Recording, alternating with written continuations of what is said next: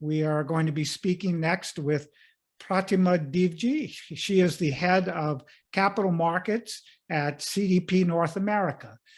Pratima leads engagement with the financial sector to measure and manage their climate and environmental impact and guides them toward more sustainable practices. Good morning, Pratima. How are you? Hi, Paul. Good to see you. And thank you for the invite, Peter. It is a pleasure to be here. Good. Well, we're very glad that you could join us this morning. And we are going to start, excuse me, I've got to turn a page here. Thanks for your patience. You've had a long morning of moderating. Well, the speakers have been fantastic, and we're getting a lot of good participation from the audience as well. So it's been a pleasure. Let's start with a question that I have for you. In CDP's experience, what are some of the key issues with managing climate strategies in business? Yeah, absolutely. And, I think maybe what I could do is just go into a quick introduction for who CDP is for those who are actually probably unfamiliar with us. So CDP, just to summarize, we are a not-for-profit, and what we aim to do globally is mainstream climate and environmental best practice within the economy. And how we do that is really just establish accountability systems. What we mean by that is, develop disclosure frameworks and standardize the reporting around some of the environmental metrics so that companies and financial institutions and policymakers actually have the ability to track year-on-year performance and then work with each other to ensure that this data actually reflects or better reflects externalities in the value of economic assets. So that's just us in a nutshell. We probably hold one of the largest climate databases for corporates in the world today. In 2021, we had over 14,000 companies respond to our platform on their forest, climate, and water management strategies. So I do want to, in that context, and just to answer that question that you put forth, Paul, I think what are some of the trends that we have been seeing within the management strategies, and what are the key issues? And I would say the first observation, which probably comes back to the issue and also links well with what Nidhi just said, a short while ago, is that when companies start responding to our platform and noting that most of this has been voluntary to date. I mean, the policymakers have just started coming forward with proposed ruling or mandating reporting on climate metrics. What we find is typically 60% of the companies that respond to our platform are actually unable to report on their operational emissions in the first year. And it usually takes between 1 to 3 years for them to actually start building out their reporting on climate disclosures and their strategies. And the quality of reporting actually consistently builds over time. The one observation on this issue, of course, and Nidhi touched upon this previously as well, is obviously to do with resourcing. I mean, initially you probably have someone who says, okay, we've got a request from an investor and we need to report, let's get the compliance officer to report on it, which is probably the way journeys normally start. And I think once companies start looking at the questions that are built into a climate disclosure framework, the second sort of observation that comes in is they then realize that this goes well beyond just annual reporting and checklist and compliance exercises, but it actually links to and syncs really with an enterprise risk management framework. And when that understanding really comes in, that's when we see the robustness of plans really playing out, and we see companies starting to identify, starting to plan climate risks and manage climate risks, not just from the perspective of timeline. So they're not able to, they're able to identify it from a short to long-term timeline, but they're also able to identify the severity of the risk. They're able to identify, is this an urgent risk? Is this a minor risk and won't affect us? And this identification happens not just with physical risks, which is probably to do with assets. And, Ron touched upon the identification of that risk through his platform, but also long-term changing weather patterns. What could that mean to their operations, but also how to handle transition risk within business strategies itself. And just to give you a bit of an example, we had a global beverage company report to us that they're currently going through an internal evaluation on the supply of soy from Australia, because the long-term weather changing pattern has become erratic. It's leading to increased droughts. It's leading to an impact on sourcing consistent amounts of soy from the region. And so they're actually working on a cost benefit analysis right now to change this, perhaps to Brazil or some other soy sourcing country. So I think this is just to give you a brief example of how companies are starting to think through this. Another example of this is not high impact, but let's take data centers. Data centers, for example, house their servers in controlled temperature environments. And one of them, reported to us and said they intend to go 100% renewable energy by 2030, because in their internal estimates, they found that, a 1.5 degree change. So we're not even looking at 3 degrees. They estimate the best case scenario, even with a 1.5 degree temperature rise, that would mean doubling the cost of electricity as electricity sourcing as of today's rates. And that has, cost implications to their centers. So we're sort of seeing all of these examples start to emerge. And in some cases, they're able to put a cost and an actual financial cost and what that impacts in terms of, their earnings or profits. In other cases, they do identify it in terms of severity, which means that they're trying to put a cost line to it, and they've probably not arrived at it at this point.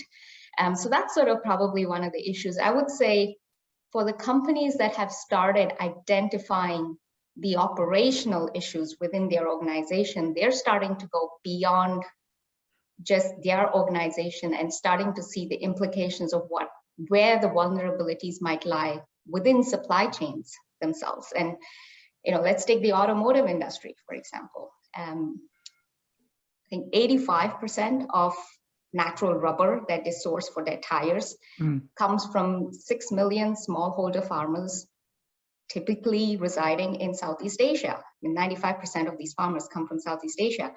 This is a region that's highly vulnerable to climate change and is recognized to be highly vulnerable to climate change. So what does that mean for a company that's sourcing natural rubber from these regions? How are they working with their supply chains to actually make that work? So these are some of the examples that we're seeing companies, once they start to address the internal issues, once they start building the governance in place, how are they sort of moving on from there to try to address these issues operationally, but also within their supply chains. Thank you very much, Pratima. One of the things that you mentioned in your opening remarks was, that the work that CDP has been doing over the years has been voluntary reporting so far. And but by the way, when did CDP start collecting data? From 2000. So 2000. Terrific. Yes. So we've got over 20 years of data collection that is already a part of your process. And as you mentioned, you have had over 14,000 companies report to you. Is that over that time frame as well, or is that on an annual basis? I know you have a significant membership in the organization among reporting companies as well. And also, if you could tell our audience what the assets under management are for all of the firms that report to CDP. So I'll answer your last question first. Sure. And I'll divide it a little bit as well, because I think that might help address, how the data is also collected. Sure. So 75% of the S&P today responds to CDP. So 75% of the companies that of S&P 500 typically respond to CDP on an annual basis. This, of course, has been built over time. It's taken a lot of convincing, obviously, for companies to respond. Now, the convincing has come from two aspects.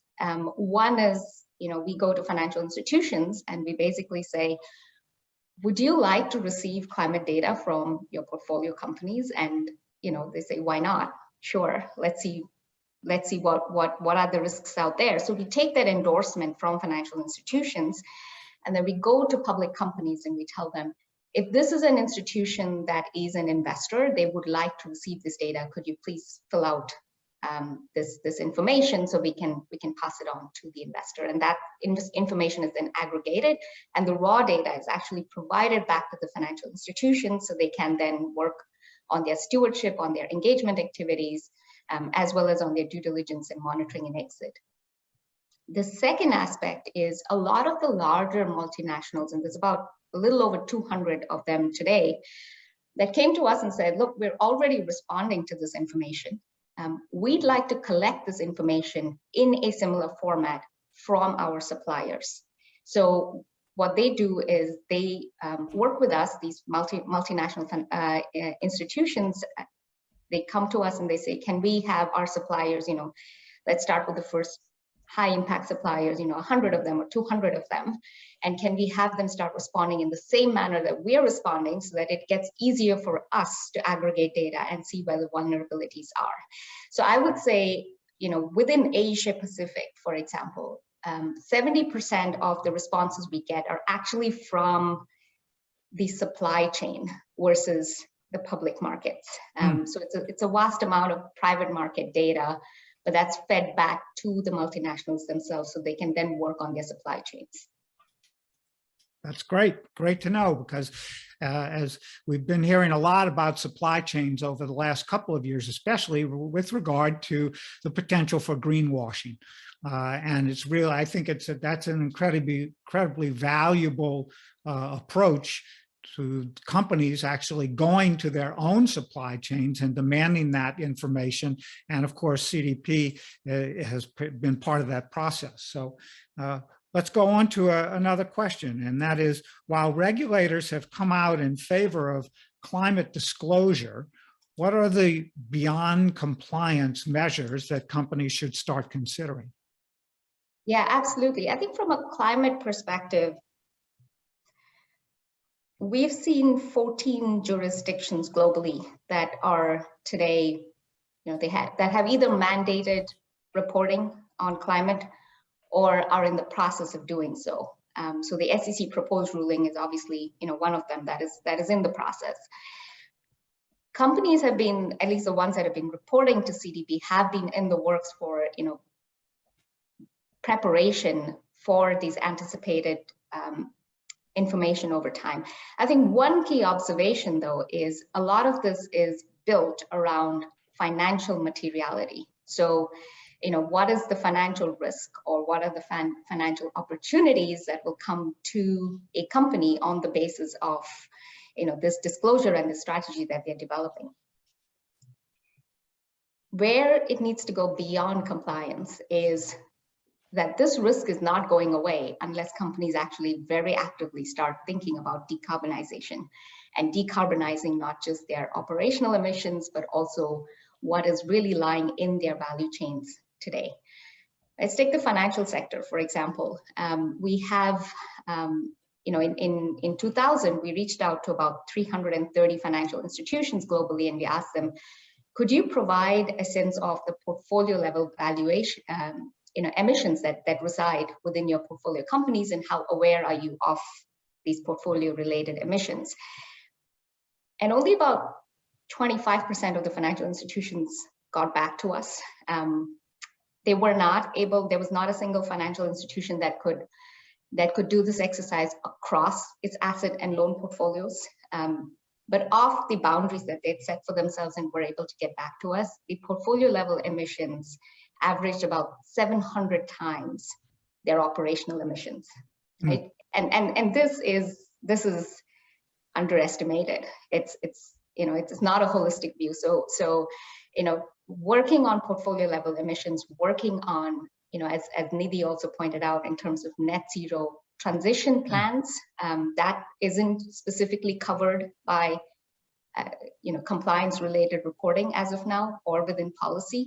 So for example, if you have determined your climate resilience, you're probably said to be, okay, you're meeting all of your compliance requirements as of today. But for the ones that have set net zero targets, what does that actually mean in terms of your transition plans? How are you actually intending to transition, and what is the quality of your transition? I think all of that is going beyond compliance, and companies need to start working on that and thinking about it. Okay, so we've had a couple of questions that have come in, Pratima, and the first one is, will biodiversity be reported to CDP? Do you see this playing an increasing role? Yes, I think we will be starting to work on biodiversity and trying to standardize the information on biodiversity. I have to say it is something as an incredible challenge that we're taking on, because as opposed to climate, where you had greenhouse gas emissions, where certain measurements are standardized, biodiversity obviously is on an annual reporting basis. To build out an actual algorithm on that kind of reporting is going to take a bit of time. We have worked on elements of biodiversity, so corporates today respond to us on their forest policies, on the management of deforestation measures that they're taking, and what is the sustainable forest practices that they're working on. Companies also report to us on their water management practices. That's another area that we believe, in terms of climate change proxies, is incredibly important, and we intend to build that over time to build in for the entire biodiversity metrics as well. Okay, so we've had another question come in, actually two questions. I'm going to combine them, related to your example of soy farming and how that's moving to Brazil, and how Brazil is already being significantly impacted by deforestation of the Amazon. How are companies and governments that may be deforesting the Amazon to grow soy, how is this measurement becoming part of CDP's process? And this is a fairly complicated topic, right? Because there's a lot of different variables that have to be factored in from an environmental, social, and governance side.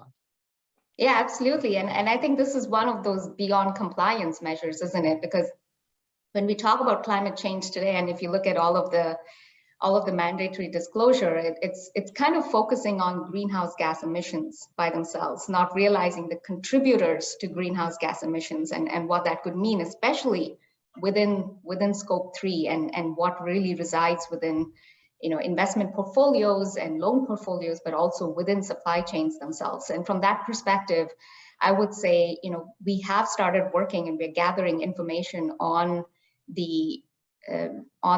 forest-related practices. This is something that most agricultural companies that we have reached out to, we've had some success. I wouldn't say that we've had all the success. I think if we had policy pushing for it, there would definitely be much more success. But doesn't stop us from trying. We have close to about 500 companies that do impact deforestation in one way or another, have reporting to CDP today, and that information is being fed to financial institutions. So again, they can engage on these issues with their portfolio companies. But yes, no denying the challenge that lies in there. All right. Well, thank you very much for your time today. Gee, we're at the noon hour already. And Pratima Divgi, the head of capital markets at CDP North America, thank you so much for your remarks today.